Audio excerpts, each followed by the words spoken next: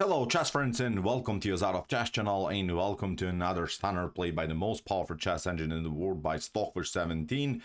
Today we see the fish battling it out against another top engine Quanticate Orion in a crazy Alekhine Defense in which Stockfish will demonstrate as really one of the most powerful ideas, one of the most powerful tactics that you can play in chess, and it's called the pin. The pin is of course probably one of the first lessons that you have learned in chess. It's an effective way to maybe create an annoying position for your opponent. And what I liked about this pin in this game that you see now is that it was so prolonged. It was almost in the end of the game present. The pin was so powerful that basically everything was paralyzed around one single square of blacks, which is really crazy. So put your seatbelts on and enjoy again in a crazy gameplay by Stockfish 17. So with white, the fish open with the move e4. We have knight f6 by Quanticate Orion, the Alekhine Defense. Now we have an attack, and now after the standard idea of knight to d5, we have now the so-called Sämisch attack with the move knight to c3. We have knight to b6. Stockfish advances now the pawn, and black is trying of course to crack the position around the square e5. Doesn't want to tolerate any spaces that white has built here in the center of the board. Stockfish simply supports the spaces here in the center with the move f4, and now Quanticate Orion is trying to battle for the center with bishop to g7, and maybe later if it's possible, but it would be risky of course to play the move f6. The best goal for black to meet this whole pawn chain is with d6 and then with c5, maybe knight from b to d7, or maybe then later also with knight to c6. Stockfish says, okay, after g6 I'll continue with my plan, normal development. Now we have also normal development here by black, and now bishop to e3 creates of course more solid approach for white here in the center. We have now castling, and now in move 8 we have a theoretical novelty of the Sämisch attack of the Alekhine Defense with the move queen to d2. And queen to d2, I would say it's nothing spectacular. It's not really a crazy novelty. No surprise here, I would say, because queen to d2 meets with the common ideas when you play against the fianchetto. If you're familiar maybe with the Yugoslav attack against the dragon sits in, or maybe if you're familiar with the 150 attack against the Perch defense, where we're trying to basically trade off the dark square bishops. We're trying to open up the h file with h4, h5, h takes g6, and then get the queen on h6, deliver a rook and queen better, and hope to maybe even deliver checkmate on the h file. It's a long run, but at least it's a plan. It's an effective plan. Black has to be careful how to defend this position. So here Quanticate Orion plays bishop to g4, tries to get rid of the knight. The knight could be maybe an effective piece, could be also included into the game, and Stockfish doesn't want maybe the g pawn to be pushed, and then after g4 maybe also f5 could happen. So black is trying to stop somehow white's attack on the king side with this bishop move, but Stockfish says, who cares, I'll just play h4. Really cool move. This move h4 maybe is provocative because many of us would play now the move bishop to f3, and after g takes f3 we see now that maybe with h5 black could create a solid position, but actually h5 in this position could be immediately met with f5. You just sack further the pawns. Obviously black cannot take because the g file is open. Then we play bishop to h6 and it's game over already here for black. What you could try after move f5 is to play d takes e5, obviously, but now we just advance the pawn here. Don't trade off queens, of course. You don't want to take because then the queens are off the board. White needs to keep the queens on the board, and after something like e6 now you take, and now you just play calm queenside castling. Even if this happens, look at this, white would continue simply the attacking flow. The g6 pawn is weak. Even if you try something like d4, still we can take. The issues you cannot take here because you lose the queen, you lose the exchange in this tactical sequence. What you could do is maybe to play here the move queen to d6 instead of d4, protecting the pawn, but then knight takes d5, knight takes d5, queen to d5. Now the queens could be off the board because white has a too powerful position. I don't know, you take this one, then we attack. Look at this, you have to maybe play something like this when they will check. Play this one, too much flash to handle here for for black. As I said here, g takes f5 is not possible, maybe e6, but as we said, we can immediately take and then create a weakness in black's camp. So this not working. So the whole concept with bishop to f3, I hope we realize, is simply not working. Black has to find different defensive ideas. So that's why h5 played by Quanticated Orion. Here it seems so that black has managed to stop white's progress on the king set, but Stockfish plays now knight to h2, kicks away the piece, and now a beautiful follow-up g4, and that's how you attack this position. Now finally the position on the king side gets unbalanced. Many files could be open now after move g4. Here Quanticated Orion plays h takes g4, but Stockfish continues the pressure with the move h5, simply sacrifices more pawns just in order to create now an open g and h file. Stockfish sacrificed 2 pawns, but now we have attacking chances. Now when this rook is coming on g file, this rook is already on the h file. I would not love to play this game from black's perspective, especially against such a monster like Stockfish. Look at this, after queenside casting, d takes e5, f takes e5, knight to c6, Quanticated Orion is continuing the pressure against the center, but now beautiful move, bishop to d3. I really love this move because usually you don't want to give up such a powerful piece here that could maybe attack later the light squares against black's position, but black has placed this very unpleasant bishop here already on f5. So what Stockfish is doing is getting rid of the key defender of black's. Bishop takes, queen takes, and now f5 seems so that it creates a solid, more solid structure here for black. But now the real fun starts. Stockfish says no defenses here. E takes f6. We have rook to f6. This is the only move. Rook to f6 is just prolonging the game here for black. If you play e takes f6, then the issue is after knight takes g4, you can even sacrifice the knight here. H takes g4, then we deliver check. You have to step back, and now we pick up this one. Even if you try to maybe trade off the queens, no trades are possible. Look at this. We just in one moment include this other rook into the game. You can maybe try something like this, but look at this. We continue here with rook to h5. Too much pressure. I've analyzed a little bit the position further. Look at this, queen to g6. But the main goal here, I think we can agree, is to get this rooks dancing on the g and h file. Although in this position black is up a whole piece, but this is impossible to defend anymore here for black. So e takes f6 I'm showing you because many of us would probably play, but the issue is after knight to g4, this is a vulnerable square in black's camp. So that's why after e takes f6, rook to f6 here by Quanticated Orion, which is better because now black has a new defender that could be useful in front of black's king. And you can guess what Stockfish is doing here. Stockfish plays knight takes g4 anyway. Now with the same pattern, with the same plan, h takes g4 check, king to f7, and now d5. Now it's a different story. d5, believe me or not, in this position is the only good move for white to continue the attacking flow. Now black continues with knight to e5, new check, and now comes what is in my opinion really critical moment of this position, because there are many things that that black could play. For instance, let's see options. If you try king to g8, then we can continue with knight to e4. You have to step back, and now we pick up this one, and in one moment I think we can even go for this. Knight takes f6, then continue with taking rook against 2 minor pieces, or then later also to go for the g4 pawn, maybe later also include this this rook into the game. So again, an unpleasant position for black to handle for sure. What you could do in this really the suggested move by Stockfish is to play maybe the move knight to g6. Seems tempting again that you just cover with your knight, because after queen to h5 we see also that the knight is hanging. That's now the main problem. But if you play knight to g6, it leads into a very deep and complicated line that reaches actually the fully endgame stage. I took my time here to analyze the position after knight to g6, and Stockfish says the continuation should be like this.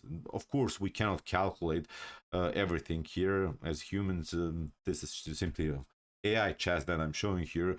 Look at this, knight to e4, continuing the pressure. For instance, queen to h8 would not be good because there is this check, then there is this one, and in one moment the queen could be trapped. We just step back here. The bishop is pinned. Too much attacking pieces here in front of black. So instead of here king to g, instead of here queen to h8, what you could try is play maybe move queen to g8, but this move is then complicated. Now we reach the position that I've mentioned. We will now reach probably the fully endgame stage, because black has this defensive resource, knight to f8. Now we play rook to, from h to f1. After a couple of trades of rooks here, you can cover with the bishop. That's the only good defensive plan that black has here. At least my Stockfish engine at home says like it should be like this. Then we play queen to f5. Look at this, you're including now finally this other rook into defense, but now we take, we can take out this one, and now we continue the pressure with the bishop. You step back, we pick up this one, and now we have to play knight to e7 in between move, because you're not tolerating this queen to c8 move. Now we simply pin.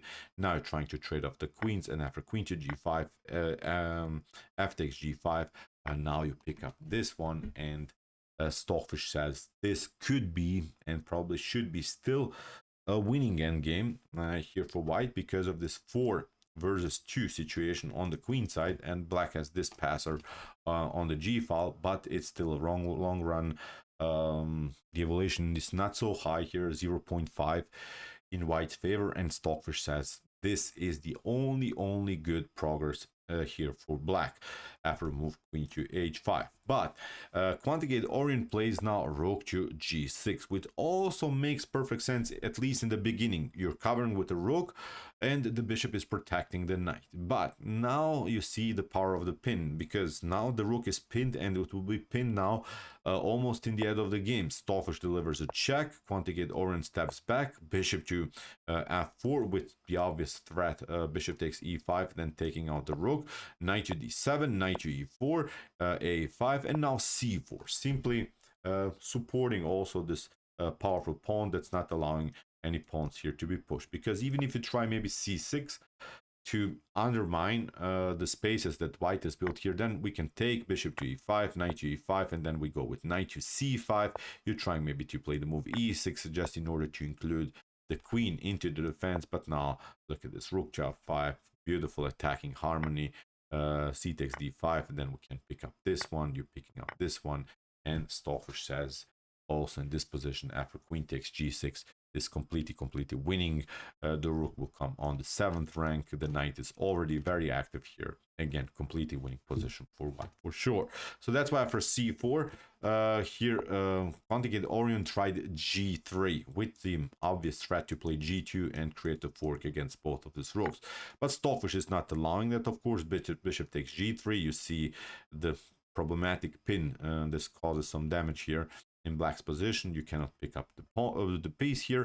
We have now queen to c8, and now bishop to e5. Knight takes e5 still keeps sort of everything glued together and compact, but now Stockfish continues with the obvious rook to g1, more pressure against this loose rook here. So we have now rook to a6, good defensive moves also by Quantigate Orient. You see black is battling, black is hoping to somehow defend this position, but now Stockfish continues with knight to c5, a new threat, simple threat ideas here by Stockfish. We have now b5.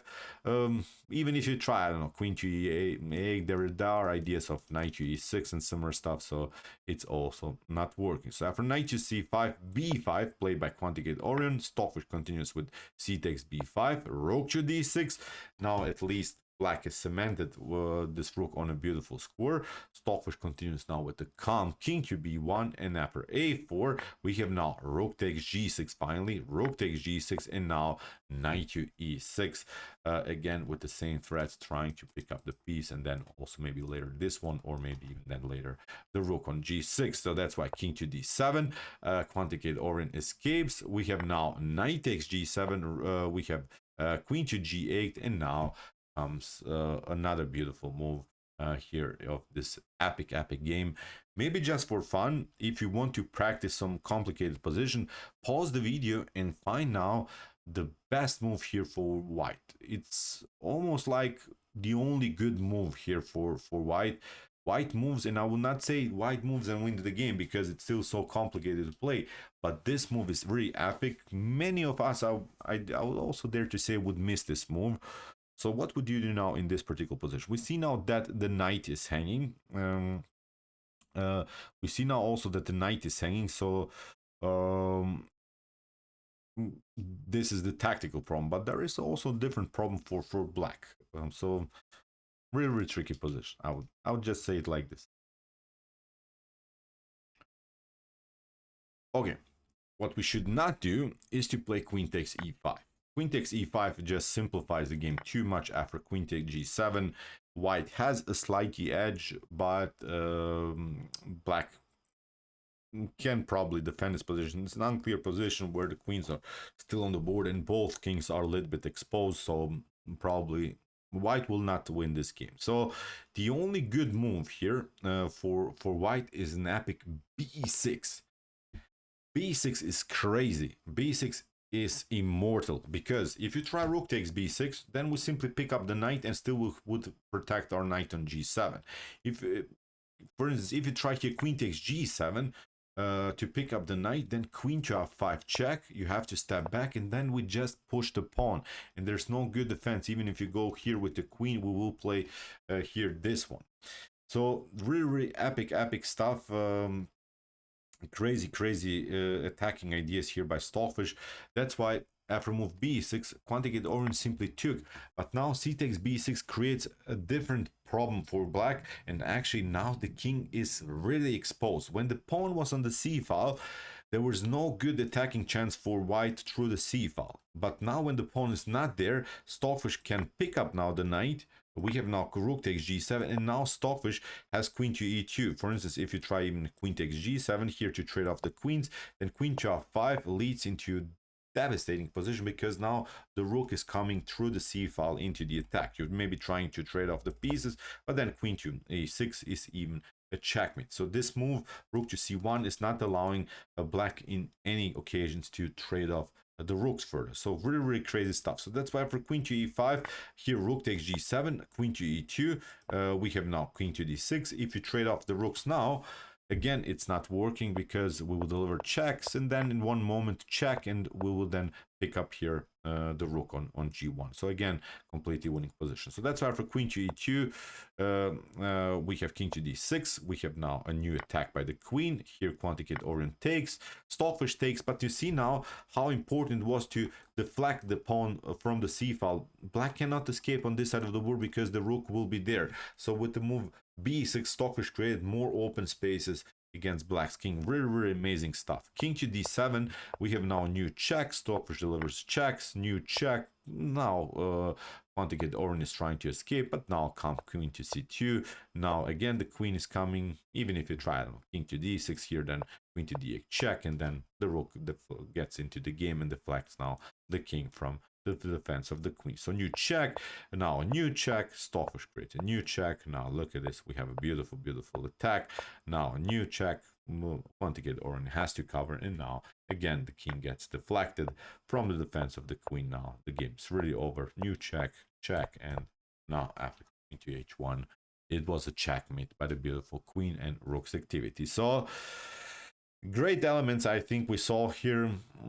Great attacking ideas of the Alekhine defense, with this epic pin, with this beautiful piece sacrifice, just in order to create light square problems. Really a pin that almost lasted till the end of the game, and then this deflection, this move b6 caused really some open spaces. So again, an incredible immortal gameplay by Stockfish 17. So okay, I hope that you enjoyed this game. I really enjoyed a lot. Interesting ideas that we have seen here for sure. If you want to see other spectacular chess games like this, check out our commented chess games played by computer series here on my YouTube chess channel. And if you like this content, hit the subscribe button. See you soon with some more videos, and what do we say in the end? Chess is the best, of course.